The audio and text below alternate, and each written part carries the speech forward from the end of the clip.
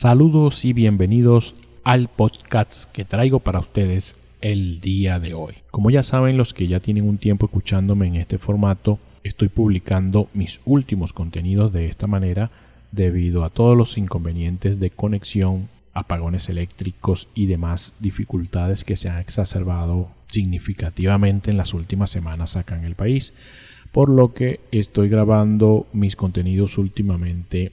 en este formato podcast que estoy publicando en la plataforma iVoox, y posteriormente, si la conexión de internet me lo permite, los estoy subiendo acá en YouTube. Estas publicaciones llegan solo gracias a mis Patreons, y ustedes que me escuchan también pueden hacerlas posibles suscribiéndose a esa plataforma en patreon.com/Bushcraft Latinoamérica, y con su ayuda harán posible que sigan publicándose más y mejores contenidos para ustedes en mi canal. Como siempre, voy a leer algunos de los comentarios de mi último podcast, los más destacados, a fin de incentivar la participación de los que escuchen este y los posteriores. Quiero enviarle un saludo, además de devolverles el agradecimiento por la información a el canal Prepper, Fernando, survivalista de salón, Franco, Juan, José Eduardo y Enrique, todos agradeciendo por esta información y contenidos que estoy compartiendo acá en estos programas. También está por allí Castronic: de ánimo, tu riqueza es que eres una gran persona y un superviviente. Toby nos dice: soy de Argentina, el país que hace poco fue catalogado el segundo con la peor economía a nivel Sudamérica, si no me equivoco, por lo que el miedo siempre está ahí. Entre otras cosas, también nos hace saber lo del control de cambio de Argentina, algo de lo que tal vez no estés al tanto, aunque yo creo que sí, es la reciente política de expropiaciones que ha estado llevando a cabo el presidente Fernández de empresas privadas de alimentación y más recientemente de comunicación, alegando de que es para garantizar la conexión a internet y las señales de televisión y radio para las personas o para el pueblo, suelen decir estos socialistas. Bueno, amigos, ya esto está cantado lo que va a pasar. Lo mismo hizo Chávez acá. Luego va a poner una ley de censura alegando valores familiares, que luego derivará en una ley de responsabilidad en radio y televisión, como la llaman aquí, ley resorte, que convierte en delito penado cualquier crítica que se haga al régimen. Esto también evolucionará posteriormente a la internet, donde cualquier tweet, cualquier publicación que pueda estar divulgando alguna información que perjudique al régimen o que al régimen no le guste, en un delito penado hasta con cárcel, como lo es acá. Yo sé que la mayoría de las personas que votaron por ese presidente no ven el peligro de esto. Eso se va a develar más tarde, pues imagínense por un momento que los medios principales de comunicación dependan del Estado. Cada comunicador social, cada periodista de radio, televisión o internet cuya quincena viene del Estado, evidentemente va a cohibirse de hacer algún tipo de divulgación o de publicar alguna información que vaya contra los intereses del régimen. Pues esto sería un despido inmediato, lo que derivará obviamente en una autocensura, mientras que los pocos medios de comunicación independiente o privados que queden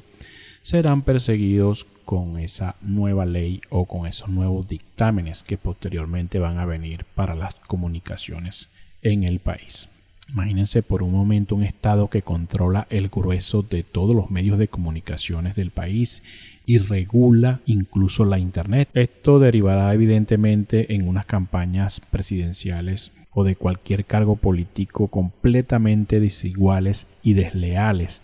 para lo que sería cualquier candidato opositor. Y esto es solamente la punta del iceberg de todo lo que puede hacer un régimen o un Estado que controle completamente todos los medios de comunicación. Un ejemplo claro es lo que estamos viendo nosotros acá con los cortes de internet, con la censura de ciertas páginas, con el control de cualquier medio de comunicación de lo que se dice y lo que no se dice, de lo que se puede y no se puede informar. a la hora de que las personas se informen y puedan evaluarse o hacerse un criterio propio de lo que realmente sucede en el país. Acá en Sudamérica, donde la mayoría de la población de los países por lo general no puede tener acceso a televisión privada o al cable, o esas amas de casa que se quedan cuidando del hogar y que estos presidentes autoritarios quieren controlar del todo con propaganda, cadenas interminables. Acá Chávez se ponía a hablar desde las 10 de la mañana y eran las 6 de la tarde y todavía una cadena hablando y hablando y hablando, y socialismo, el capitalismo es un demonio, y repetido 1.000.000 de veces todos los días por horas y horas, va a tener mella en muchas personas. Imagínense en una población que no conoce nada sobre regímenes anteriores en la historia, que ha hecho uso de estas mismas herramientas comunicacionales, de discurso, de retórica repetitiva y constante para hacer impacto en las voluntades y en crear masas fanáticas a su causa. Y no se puede subestimar el impacto de eso. Hoy en día todavía hay personas que creen en el nazismo fervientemente. E incluso acá, con todo lo que está pasando, increíblemente, aunque la mayoría de las personas están con unas condiciones de vida realmente deplorables en comparación a lo que eran hace varios años, hay personas que siguen creyendo en esta dictadura solamente porque deriva de lo que dijo Chávez antes de morir, que eligieran a Maduro como única opción ante el imperialismo. Y hay personas que, aunque reconocen que esto está mal, de que el país se está desintegrando, son capaces incluso de decir que prefieren morir de hambre, prefieren ver morir de hambre a sus hijos antes de que el capitalismo vuelva al país. Por lo que imagínense ustedes lo susceptible que puede ser la voluntad de ciertas masas a la propaganda masiva y al control comunicacional de un régimen que tenga el poder de los medios de comunicación masivos en un país. Tanto López Obrador como Fernández están aprovechando la pandemia, que las personas no pueden salir a protestar, a exigir sus derechos, para imponer estas leyes a pasos agigantados, cada vez más rápido. Leyes que acá se aprobaron durante el segundo o tercer periodo de Chávez, pero dado el tiempo limitado que tienen estos presidentes y el miedo a no ser reelegidos, empiezan a aprobar de manera acelerada, algo que también seguramente va a perseguir Fernández. Es lo que no logró Kirchner, que era la reelección indefinida. Señores, mucho cuidado con esto, mucho cuidado con esto. Bueno, continuamos con los mensajes del podcast anterior. Jessica Solís me dice: gracias por compartir, me quedo sin palabras.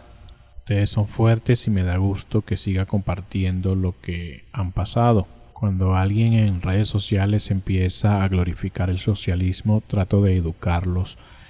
en la oscura realidad. Espero sigamos educándonos unos a otros, la única solución. Claro, Jessica, a veces esto se siente un poco cuesta arriba. Muchas personas no tienen acceso a la internet, y la mayoría que sí lo tiene entra solamente para entretenimiento y búsqueda de otros contenidos, y no realmente para conocer de historia ni saber lo que estos regímenes comunistas han causado en todos los países que se han instaurado en el pasado. Yo he resaltado siempre que, aunque yo era muy joven cuando Chávez fue elegido acá, me la pasaba predicándole a todos mis amigos que estaban cegados por esta ideología, que estaban deslumbrados por Chávez. Siempre estaba anticipando lo que iba a suceder o lo que ya está sucediendo. Fue porque sentía fascinación por la historia, más allá de lo que veía en secundaria y posteriormente en los estudios superiores. Siempre trataba de investigar un poco más. Me fascinaba en particular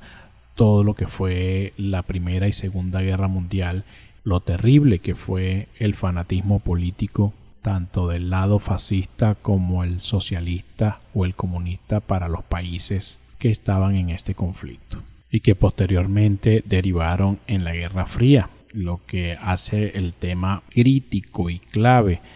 para comprender todas estas herramientas que utilizan los políticos demagogos y aspirantes a tiranos o dictadores a lo largo de la historia. Y que lamentablemente una gran mayoría de las personas acá en Sudamérica desconoce y poco le interesa saber. Y es por eso que dicen que la historia tiende a repetirse, y sobre todo para las personas que desconocen su pasado. Vamos a pasar entonces al tema del día de hoy, que fue sugerido en un podcast anterior, donde una persona me preguntó que hable de los vehículos o cuáles son los mejores vehículos para tener durante un colapso económico. En un podcast anterior hablé sobre al punto que hemos llegado nosotros acá, que siendo un país petrolero ahora andamos en bicicleta y carretillas transportando el agua y las cosas. Pero durante el inicio de la crisis económica, donde aún no escaseaba el combustible, más sí los repuestos y demás accesorios como las baterías, los neumáticos, siempre hay una marca o un tipo de vehículo que suele ser más fácil de mantener, más confiable y más económico de sostener a lo largo del tiempo. Y eso es lo que vamos a estar hablando un poco el día de hoy, obviamente basados en mi experiencia y no desde un punto de vista técnico de cuál es más eficiente, cuál es más potente, cuál es técnicamente superior, sino desde ese punto de vista de mantenimiento, economía y facilidad para el tema de la mecánica y poder solventar la mayoría de los problemas nosotros mismos. Dentro de lo que voy a nombrar acá en estos consejos, obviamente no voy a recomendar el tomar en cuenta las marcas específicas de vehículos que aplicaron en su momento acá en Venezuela como las opciones más económicas, pues estos no podrían estar disponibles en su país, así como tampoco la disponibilidad de los repuestos ni accesorios para ellos. Sin embargo, lo que sí deben tomar en cuenta es los criterios que yo recomendaría emplear a la hora de escoger un vehículo, sobre todo si temen que en su país se pueda presentar algún tipo de colapso económico o crisis económica, pues esto va a determinar significativamente el tiempo que ese vehículo va a permanecer operativo respecto a los de otras marcas, otros tamaños y otras tecnologías, por ejemplo. Y lo digo estrictamente desde mi experiencia, ya que todas las personas que yo conozco, amigos, familiares, compañeros de trabajo, conocidos, que más o menos adquirieron esos vehículos contemporáneamente cuando yo adquirí el mío, basándose en decisiones como el tamaño del vehículo, el prestigio de la marca, o si eran los que estaba regalando el gobierno Chávez en su momento, los últimos modelos de ciertas marcas, y básicamente todos ellos al inicio de la crisis poco a poco fueron deteniendo sus vehículos por diferentes razones: precios de los repuestos, mantenimiento costoso, en sí diferentes aspectos, sobre todo económicos, pues la disminución del poder adquisitivo de los venezolanos siempre te llevaba a un callejón donde tenías que decidir entre tener comida en casa y tener rodando un vehículo, lo que claramente nos va a llevar a tomar una decisión obvia, pero que esta decisión podría extenderse o posponerse significativamente si escoges el vehículo correcto y si además tienes las actitudes correctas para hacerte cargo de su mantenimiento y reparaciones más básicas. Cada país en cada continente seguramente va a tener un vehículo genérico o un vehículo que va a ser el estandarte de la población promedio o la población que puede costearse un vehículo. Por poner un ejemplo, sería el equivalente a lo que fue un Volkswagen en Alemania. Aquí en Venezuela era la marca Fiat. Había una ensambladora de esa marca acá en el país. Los publicitaban demasiado en televisión. Prácticamente vendían repuestos en cada esquina. Cuando yo me decidí por este vehículo, que como les digo era el estándar o el que la mayoría de las personas tenía, y necesitaba un repuesto, yo recuerdo que con solo ir en bicicleta, incluso ahora con todo y crisis, a unos 500 metros de acá donde vivo hay una tienda de repuestos de esa marca aún todavía en existencia, aunque esa empresa ya se fue del país y esa ensambladora ya no existe. Pues hay un flujo constante de repuestos que vienen de Brasil, donde está la fábrica más grande de toda Latinoamérica, o incluso creo que de la marca Fiat como tal, está allí en Brasil. Y como sabemos, podría ser relativamente sencillo, con todo y sanciones, que esos repuestos entren al país. Y aún por mucho son los más abundantes, los que consigues en cualquier sitio y por ende los más económicos. Mientras que los repuestos de marcas americanas que se fueron del país ya hace un tiempo, o marcas japonesas como Toyota por ejemplo, solamente se consiguen repuestos imitaciones, repuestos chinos, que hoy en día incluso corres el riesgo de que compras un repuesto y ya no te dan garantía, y al momento que lo estás instalando este se rompe o viene defectuoso. Es muy común acá que te vendan prácticamente repuestos falsos, repuestos de mala calidad sin garantía, y que determina obviamente que tu vehículo se detenga por completo. Por lo que yo resumiría esto, que tomen en cuenta cuál es ese vehículo genérico, ese vehículo que tiene respaldo masivo de repuesto, de talleres a la hora de adquirir su vehículo. Para el caso de México y Argentina específicamente, yo recomendaría que no fueran vehículos americanos por obvias razones. Acá con el roce que hay y esa temática de antiimperialista, de anti-yanqui que tienen los regímenes comunistas, esas empresas van a ser las primeras que se van a ir del país, y obviamente ustedes quedarían con ese vehículo allí sin un respaldo de repuestos originales al menos, y se les va a presentar estos inconvenientes que están padeciendo muchas personas acá en el país. Otra recomendación que yo considero muy importante es que siempre que sea posible y que las leyes de su país lo permitan, si ustedes temen algún tipo de colapso económico, el vehículo que deben adquirir tiene que ser carburado. Muchos prepes de repente abordarían este aspecto desde el punto de vista del pulso electromagnético, desde un ataque nuclear para que el vehículo no se le fundan los chips y todas estas cosas que en realidad no aplican en un mundo real o en un desastre real, que es un poco más paulatino, pero que tienen sentido si lo ves desde el aspecto del cableado eléctrico, la cantidad de sensores que maneja un carro full injection, que obviamente son puntos de falla y que son extremadamente costosos respecto a los vehículos carburados, al menos acá en el país por la crisis, y se los digo con toda propiedad, ya que para mi esposa adquirimos el modelo Fiat, del mismo que tenía yo, que era carburado, lo adquirimos full injection, y aunque era prácticamente 10 años más nuevo que el mío, estuvo detenido la mayoría del tiempo que presentaba algún tipo de falla eléctrica o algún tipo de falla de sensor. Se detenía principalmente por el costo del repuesto, mientras que el mío, que era carburado, siempre se encontraba la manera de echarlo a andar, por lo que yo creo que es otra recomendación clave,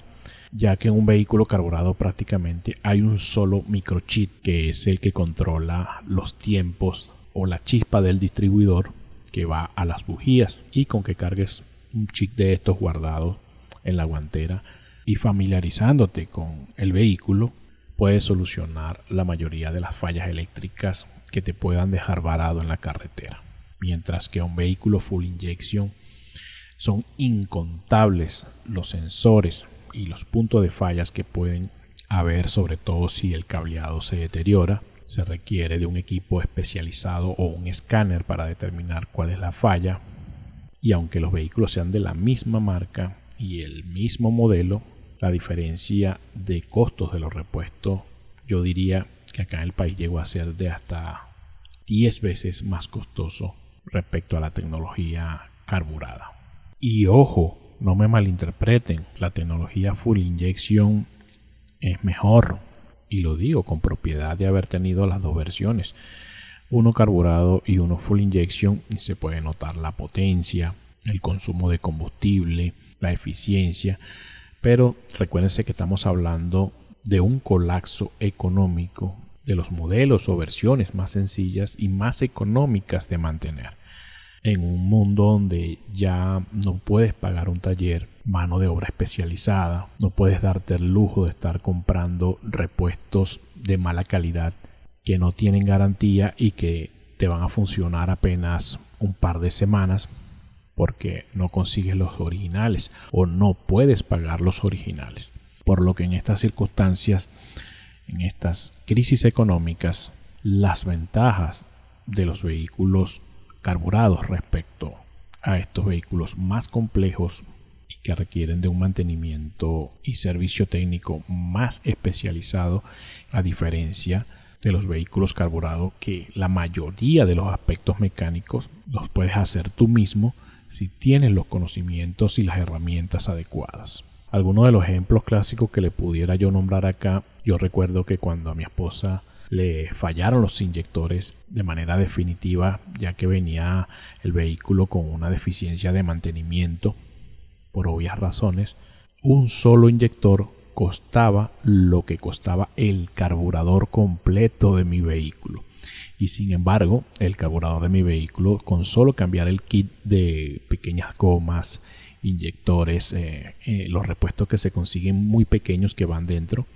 se le daba nueva vida a ese carburador por toda la vida útil del vehículo que le quedaba. Pero es algo que no puedes hacer con un vehículo full injection. Tienes que obligatoriamente o sí comprar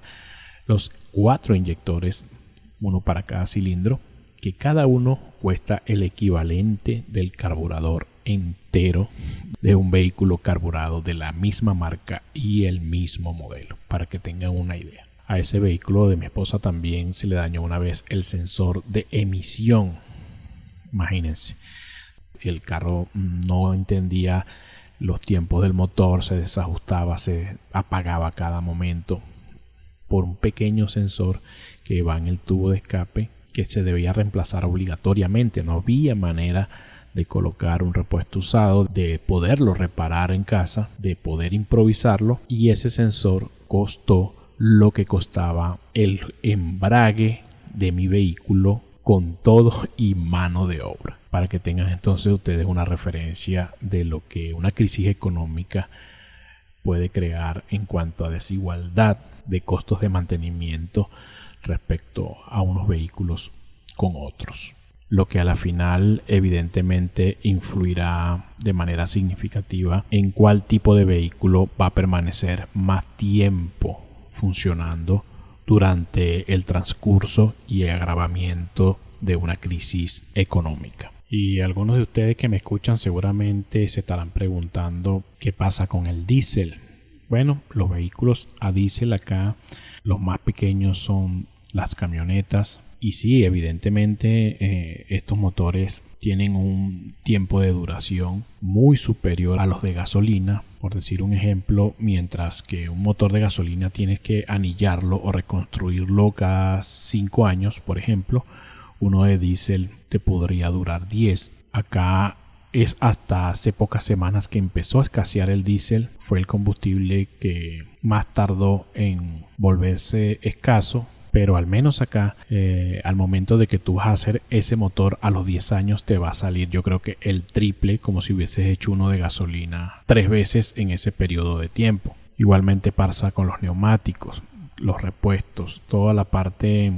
interna del motor, incluso el aceite o el lubricante de los motores diésel acá es significativamente más costoso respecto a los de gasolina, lo que pienso contrarresta todas esas virtudes de confiabilidad y durabilidad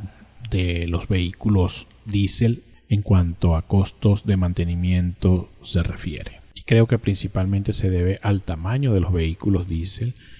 y sobre todo al tamaño de los neumáticos, que como en otros videos les he resaltado suelen ser significativamente costosos. Y uno de 16 pulgadas o incluso de 14 pulgadas puede doblar el precio de uno de 13 pulgadas de los vehículos más pequeños, y ni hablar cuando hablamos de neumáticos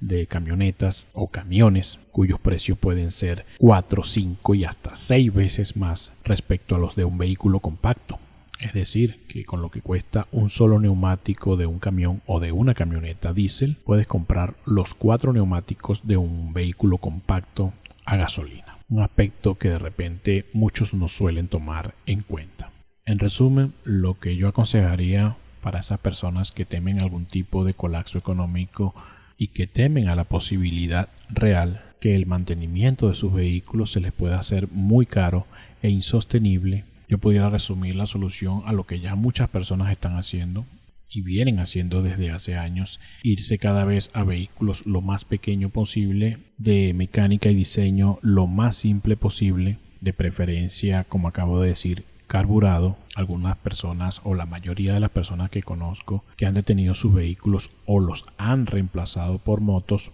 o los han puesto a rodar solamente para emergencias por el tema de la gasolina y se han comprado una pequeña motoneta o una moto a la cual les han agregado un pequeño compartimiento de carga, como ustedes han visto que tengo yo. Nosotros acá en casa nos quedamos con un solo vehículo solamente para emergencias y tenemos la motocicleta, que es la que usamos, yo diría que el 99% del tiempo, para hacer cosas como ir al trabajo, llevar a mi esposa al suyo, llevar al niño y traerlo del cole. Obviamente todo esto antes de la pandemia, pero cabe destacar que en las últimas semanas las cosas se han deteriorado tanto acá en el país con el tema del combustible, que la mayoría de las personas que ves en la calle andan o caminando o en bicicleta. Y como dije en ese video de los vehículos prepper, muchísimos andan con carretillas transportando agua, comida, mercancías por distancias considerables, llevando a rastras este tipo de carretillas que se han convertido penosamente en muy comunes en las calles del país. Y cuando una crisis alcanza este nivel o esta magnitud, no discrimina, no importa la cantidad de dinero que tengas o el estatus social que tengas. Acá las personas que no están vinculadas al régimen, que pueden ser empresarios, que tienen ingresos considerables, ya no pueden como antes arreglar la situación solo con dinero. Se sabe que en las últimas semanas incluso las estaciones de servicios donde se paga la gasolina cara o a precio internacional, que eran las que generalmente se encontraban más despejadas, también están abarrotadas de personas haciendo colas por combustible de 2, 3 y hasta 4 días, lo que realmente es bastante terrible y sobre todo atemorizante para muchas personas que obviamente quedan vulnerables allí haciendo una cola de días, por lo que es importante tener presente que todos estos consejos o todas estas experiencias que les he compartido solamente los pueden ayudar en ciertas situaciones en las que su país esté pasando por una depresión económica o en algún tipo de crisis financiera de la que hay esperanza o grandes probabilidades de salir adelante. Sin embargo, para países como México, Nicaragua y Argentina, que corren un riesgo enorme en que sus gobiernos deriven en dictaduras como la que hay en Venezuela, podrían ser poco útiles a la hora de alcanzar el nivel de crisis que hay actualmente acá en Venezuela. Por lo que sigue vigente lo que siempre les digo: no se dejen atrapar, mantengan su documentación al día y aunque tomen todas las previsiones y tengan en cuenta todo lo que yo les aconsejo acá, traten dentro de lo posible de no dejar que las cosas se deterioren a tal punto en el que ya sea una batalla perdida el quedarse resistiendo en el país. Bueno amigos, se ha cumplido ya el tiempo que tengo pausado para el programa del día de hoy. Podría seguir hablando muchísimo más, el tema podría ser un poco más extenso, pero no me quiero salir del tiempo que tengo determinado para cada podcast. Si ustedes tienen más consultas o más requerimientos al respecto, pueden dejarlo allí en los comentarios. También pueden dejar sus sugerencias, opiniones y experiencias para compartirlas con toda la audiencia. Recuerden, los enlaces de apoyo a estos programas y a mi canal están en la descripción de este video o del podcast que están escuchando. no dejen de compartirlo, indicar si les gusta para posicionarlo mejor y por supuesto suscribirse al canal si aún no lo están. Será hasta la próxima semana. Adiós.